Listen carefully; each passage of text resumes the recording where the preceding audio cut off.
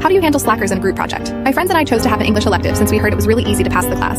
It required only 3 major presentations to pass instead of exams. Since we were given the option to choose our group mates, my friends and I decided to stick together. The first presentation was easy because it required a simple PowerPoint presentation. My friends promised to help out when they could, but they kept coming up with excuses to avoid doing their share of the work, like being busy with their majors and clubs and sororities. I ended up covering the research and creating the slides. They did show up for the presentation and winged it, but I warned them that the next 2 projects were a lot heavier and I wouldn't be able to do it by myself. They apologized half-heartedly and agreed to cover more of the work this time. However, after I completed my part of the presentation, I noticed they barely started on it.